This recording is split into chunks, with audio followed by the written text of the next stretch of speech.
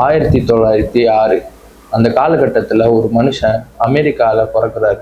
1957 அந்த வருஷம் அமெரிக்காவில் ஒரு கேஸ் திடீர்னு கண்டுபிடிக்கப்படுது.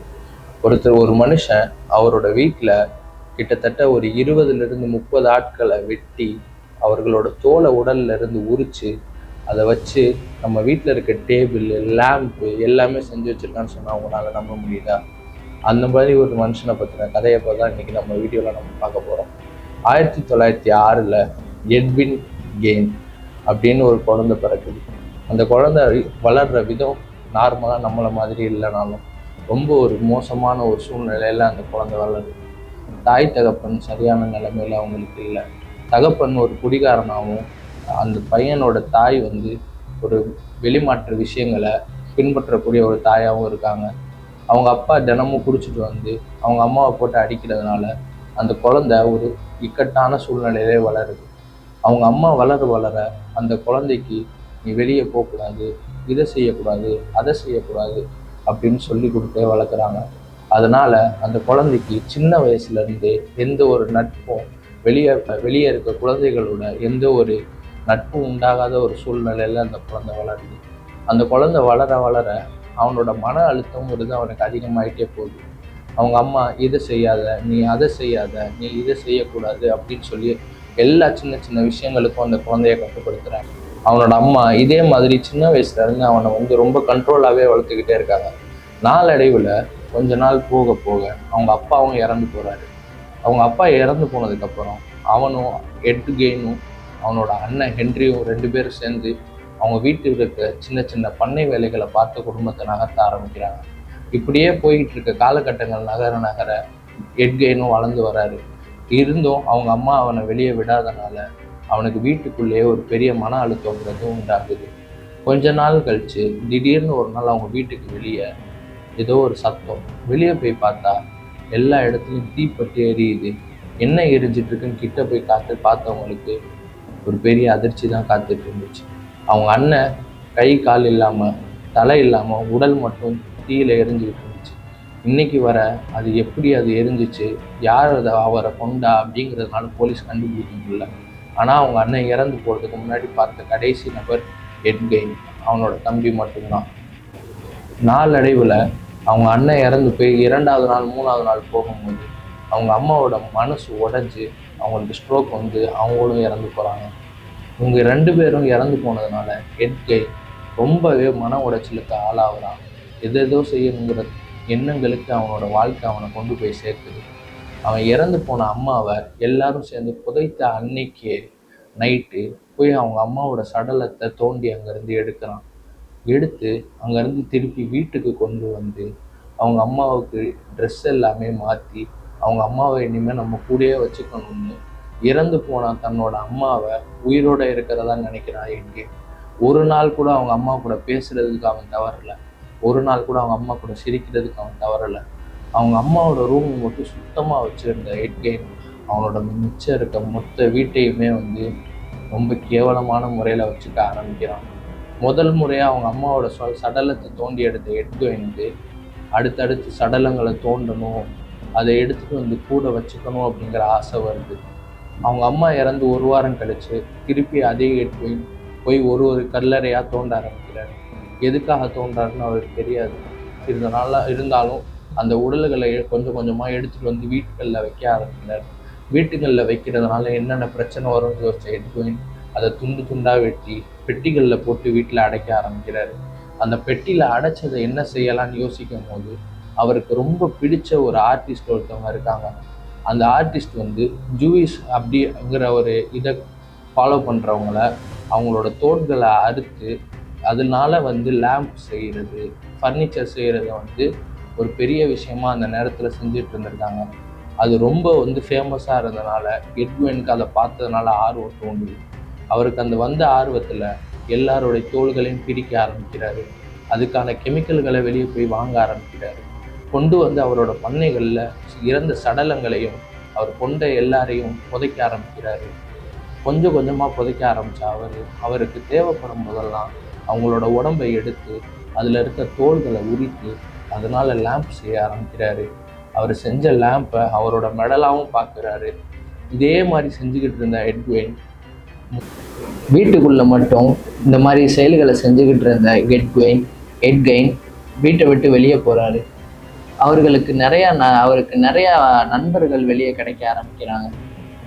ஒரு நாளும் நைட் நேரத்தில் வெளியே போகிறது, எந்த இடத்துல எந்த உடல் கிடைக்கும்னு தேடுறதுல அவர் ரொம்ப மும்முரமாக இந்த மாதிரி செஞ்சுக்கிட்டு இருந்திருக்காரு. கொஞ்ச நாள் போக போக ஒரு ஹார்ட்வேர் கடைக்கு போகிறாரு. அங்கே இருக்க பெண் கூட பழக்கமாகிறாரு. அந்த பொண்ணு கூட பழக்கமாகி கொஞ்ச நாள் ஒரு மாதம் காலங்கள் போனதுக்கு பிறகு அவங்க கூட இன்னும் நெருக்கமாக பழக ஆரம்பிக்கிறாரு. நெருக்கமாக பழக அவங்க வெளியே போக ஆரம்பிக்கிறாங்க, பேச ஆரம்பிக்கிறாங்க, சிரிக்க ஆரம்பிக்கிறாங்க. ஒரு நாள் அதுவே வாக்குவாதமாக வர அவங்களோட ஹார்ட்வேர் கடையிலே வச்சு அவங்கள குத்தி கொள்றாரு. கன்லேயே ஷூட் பண்ணி கொள்றாரு. தலை செதறுது. அந்த இறந்து போன பெண்மணியோட பையன் மிலிட்ரியில் இருக்கார்.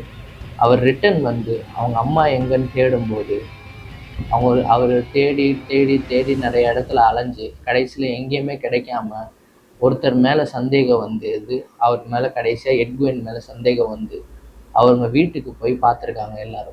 எல்லாரும் அவங்க வீட்டுக்கு போகும்போது எதுவுமே ஃபஸ்ட்டு கிடைக்கல. வீடு வெளியே இருந்து நார்மலாக இருந்துச்சு. போய் ஃபார்ம் சைடு பார்த்தாங்க, எதுவுமே கிடைக்கல, எல்லாமே நார்மலாக இருந்துச்சு. ஃபஸ்ட்டு ஒரு ஆஃபீஸர் சொல்கிறாரு, நம்ம எதுக்கு வெளியே வெயிட் பண்ணணும், நம்ம உள்ளக்க போய் பார்க்கலான்னு சொல்லி அந்த கதவை உடைக்கவும் ஆரம்பிக்கிறாங்க. அந்த வீட்டுக்குள்ளே போய் பார்க்கணுன்னு சொல்லி கதவை உடைச்சி உள்ளே போனவங்களுக்கு காத்திருந்த அதிர்ச்சி அவங்கள எல்லாரையும் கடைசி வரைக்கும் மூச்சே விட முடியாத அளவுக்கு திகச்சு போக வைக்கிது. முதல்ல வீட்டுக்குள்ளே போகிறாங்க, சம்மந்தமே இல்லாமல் ரத்த வாடை அடிக்க ஆரம்பிச்சு. எங்கேருந்து நமக்கு ரத்த வாடை வருது அப்படின்னு தேட ஆரம்பித்தாங்க. கொஞ்சம் கொஞ்சமாக தேட ஒரு ஷெல்ஃப் மாதிரி, பெரிய ஷெல்ஃப் மாதிரி இருக்குது. அந்த ஷெல்ஃபில் துணிகளை விளக்கிட்டு பார்க்கும்போது கட்டைகளை வச்சு அடித்து மூடப்பட்டிருக்கு. அந்த கட்டைகளை ஒன்று ஒன்றா பிடுங்கும் போது உள்ளக்க ஃபுல்லாக பாட்டில்ஸ் இருந்திருக்கு.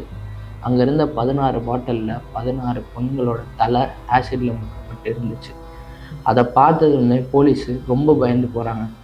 ஒன்றா எடுத்து டெஸ்ட் பண்ணிக்கிட்டே இருக்கும்போது அங்கேருந்து இன்னொரு போலீஸ் ஆஃபீஸர் ஒரு சின்ன மூட்டையை தூக்கிட்டு வர்றாரு. அந்த மூட்டையை பிரித்து கொட்டும்போது உள்ளக்க ஃபுல்லாக எலும்பு கூடுகளாக இருந்திருக்கு. இங்கே என்ன தான் நடக்குது, நம்ம கண்டுபிடிக்கணும் அப்படின்னு சொல்லிட்டு கொஞ்சம் கொஞ்சமாக அந்த வீடுகளை தேட ஆரம்பிக்கிறாங்க. அவங்க தேட கடைசி வரைக்கும் அவங்களுக்கு கிடைச்சது எல்லாமே திகச்சு போகிற விஷயங்கள் மட்டும்தான். 2வது மாடிக்கு போய் கதவை திறந்து பார்க்குறாங்க. உள்ளக்க ஒரு பெண்மணி உட்காந்துருக்காங்க சேரில். திருப்பி பார்த்தா முகத்தில் தோள்களே இல்லை. கடைசியாக தான் தெரியுது அது அவங்க அம்மா அப்படின்னு. அதே மாதிரி இன்னொரு ஷெல்ஃபுக்கு போகிறாங்க, பக்கத்து ரூம்களுக்கு போகிறாங்க, வீட்டுக்கு பின்னாடி போகிறாங்க. ஒரு இடத்த போய் தேடும் போது ஒவ்வொரு இடத்த திறக்கும் போதும் தனித்தனியாக மனுஷங்களோட உறுப்புகள் மட்டும்தான் அவங்களுக்கு கிடைச்சதே தவிர அந்த பையனோட அம்மாவுக்கு என்ன ஆச்சுன்னு அவங்களுக்கு தெரியலை. திருப்பியும் முழுசாக தேட ஆரம்பிக்கிறாங்க. அவங்க வீட்டில் இருந்து பின்பக்கம் போகும்போது அந்த இடத்துல தனியாக ஒரு ரூம் இருக்குது. அந்த ரூமை திறக்கும்போது அந்த போலீஸ் ஆஃபீஸர், அந்த மிலிட்ரி ஆஃபீஸரோட அம்மாவோட உடல் 2ஆக வெட்டப்பட்டு தலை இல்லாமல் புடையிழல்கள் அறுக்கப்பட்டு தலைகீழ தொங்கிட்டு இருந்துச்சு. அதை பார்த்த மிலிட்ரி ஆஃபீஸர் கதி கலங்கி போகிறாரு. அங்கேருந்து இது எதுவுமே தெரியாத எட்கைன் அங்கேருந்து நார்மலாக வீட்டுக்கு பாட்டு பாடிக்கிட்ட வீட்டுக்குள்ளே நுழைஞ்சிருக்காரு. வீட்டுக்குள்ளே நுழைஞ்ச எட்கைனை பிடிச்சி அவங்க அடின்னு அடிச்சிருக்காங்க. என் அம்மாவை என்ன செஞ்ச, நீ எதுக்கு இதெல்லாம் செய்கிற, யார் இவங்கெல்லாம், எங்கேருந்து உனக்கு இந்த இதெல்லாம் கிடச்சிச்சு, அங்கே இருக்க தோலில் செஞ்ச சேர் யாருக்கு, இந்த சேரை யார் செஞ்சா, இந்த லேம்பை யார் செஞ்சா இந்த தோலில் அப்படின்னு கேட்டு எட்கைனை அடிக்க ஆரம்பிக்கிறாங்க. அவர் எனக்கு எதுவுமே தெரியாது, நான் ரொம்ப இன்னசென்ட்டு, என்னைய விட்டுருங்க, இதெல்லாம் நான் தெரிஞ்சுலாம் பண்ணலை, நான் என்ன தப்பு செஞ்சேன், இதே மாதிரி கேள்விகளை திரும்பி எல்லாருக்கிட்டையும் கேட்டுக்கிட்டே இருந்திருக்காரு. இவங்க எதுக்குமே யாருக்குமே என்ன நடக்குது இங்கே என்ன புரியலை. எல்லாரும் திகச்சு போய் நிற்கிறாங்க. அதுக்கப்புறமா அவரை கூட்டிகிட்டு தனியாக போய் விசாரிக்கும் போது தான் தெரியுது அவர் மனநலப்பட்டு இருக்காரு அப்படின்னு சொல்லிட்டு. தனியாக கூட்டிகிட்டு போய் விசாரிக்கும் போது தான் தெரியுது அவர் மனநல பாதிக்கப்பட்டு இருக்காரு அப்படின்னு சொல்லிட்டு. இது எல்லாத்துக்கும் நடுவில் ஒரு பெரிய கூத்து நடக்குது. எட்கைனோட கேர்ள் ஃப்ரெண்ட், அந்த பொண்ணுக்கு இவருக்கு என்ன பிரச்சனை இருக்குதுன்னு தெரியலை. இவர் பார்க்க இன்னசென்ட் மாதிரியே இருக்காருன்னு சொல்லிட்டு முதல்ல பழக ஆரம்பிக்குது. நாட்கள் போக போக 2 பேரும் சேர்ந்து வெளியே போக ஆரம்பிக்கிறாங்க. கொஞ்சம் கொஞ்சமாக நெருக்கமாக பழக ஆரம்பிக்கிறாங்க. ஒரு நாள் எட்கைன் வீட்டுக்கு கூட்டிகிட்டு வராரு அவரோட கேர்ள் ஃப்ரெண்டை. வீட்டுக்கு கூட்டிகிட்டு வந்து அவங்க அம்மா கிட்ட காட்டணும்னு சொல்லி கூட்டிகிட்டு போகிறாரு. கிட்ட போகும்போது அவங்க கேர்ள் ஃப்ரெண்ட் ஏதோ ஒன்று தப்பாக நோட்டீஸ் பண்ணி வெளியே பயந்து ஓட ஆரம்பிக்கிறாங்க. அந்த இடத்துலேருந்து வெளியே போயிட்டாங்க. என்னதான் அவங்க ஆரம்பத்தில் அந்த வீட்டை விட்டு வெளியே ஓடினாலும் அந்த பொண்ணுக்கு இன்னொரு ஆசையும் இருக்குது. அப்படி என்ன ஆசைன்னா, அந்த காலத்தில் இறந்து போன மனிதர்களை ஃபோட்டோ எடுக்கிறதுக்கு ஒரு சில ஃபோட்டோகிராஃபர்ஸ் இருப்பாங்க. அவங்கள மாதிரியே கொடூரமான ஃபோட்டோஸ், கொடூரமான வீடியோஸ் எடுத்து ஃபேமஸ் ஆனவங்க நிறைய பேர் இருக்காங்க. அந்த மாதிரி ஒரு ஆளில் நம்மளும் ஆகணுங்கிற ஆசை ஹீரோயினுக்கு இருக்குது. அதனால் கொஞ்ச நாள் கழித்து திருப்பி அவங்க எட்கெயின் கிட்ட வராங்க. நீ கொலைகளை பண்ணு, நான் அதை ஃபோட்டோ எடுக்கிறேன்னு சொல்லி எட்கெயினோட கொலைகளை தூண்டுறாங்க.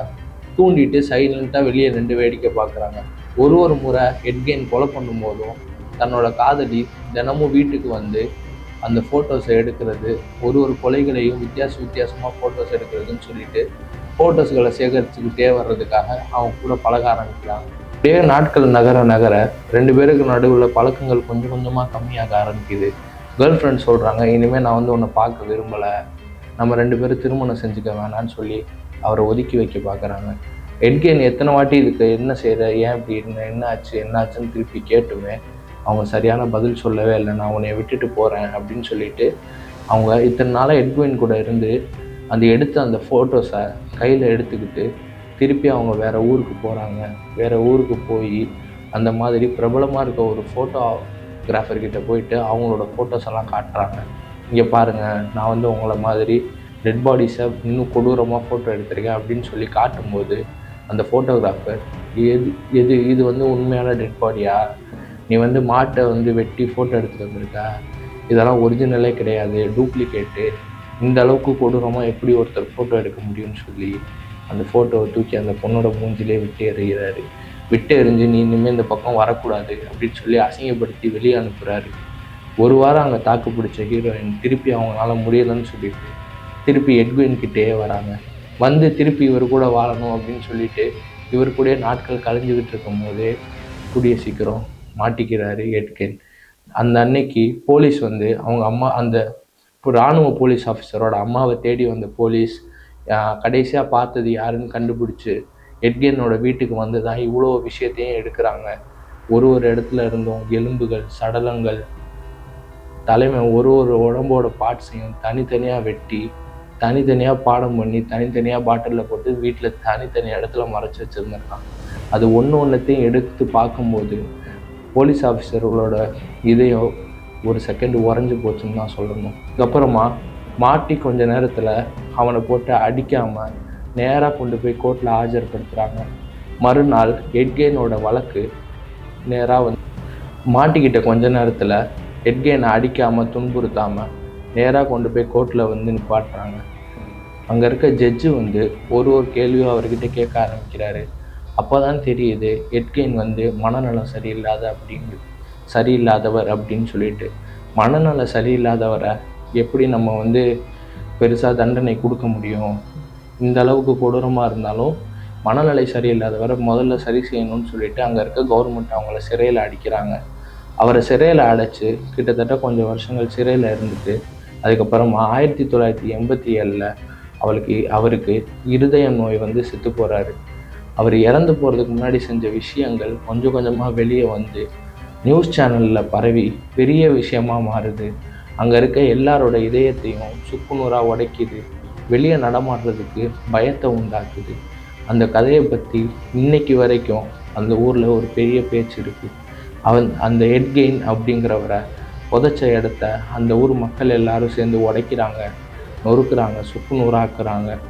ஏன்னா இந்த மாதிரி ஒரு மனிதன் இனிமேல் இந்த மண்ணில் வரவும் கூடாது, பிறக்கவும் கூடாது அப்படின்னு சொல்லிட்டு அவர் செஞ்ச விஷயங்களை நேரில் பார்த்த போலீஸ் ஆஃபீஸர் எல்லாருமே பயத்தில் நடுங்கி ஒரு ரிப்போர்ட்டுமே எழுதும்போது அவர்களோட விரல்கள் நடுங்கிற அளவுக்கு கொடூரத்தை அங்கே பார்த்துருக்காங்க.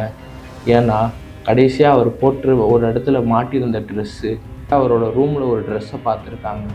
அந்த ட்ரெஸ்ஸு எப்படி இருந்துச்சுன்னா, கால் முழுக்க ஒரு பெண்ணோட உடலில் இருந்த தோலும், உடை முழுக்க இன்னொரு பெண்ணோட உடலில் இருந்த எடுத்த தோலும், வயிற்று பகுதி, கை பகுதி, கால் பகுதின்னு சொல்லிட்டு உடம்புல இருக்க ஒவ்வொரு பகுதியோட தோலும் ஒருத்தரோட உடம்புல இருந்து தனித்தனியாக எடுத்து தச்சு வச்சுருக்காரு.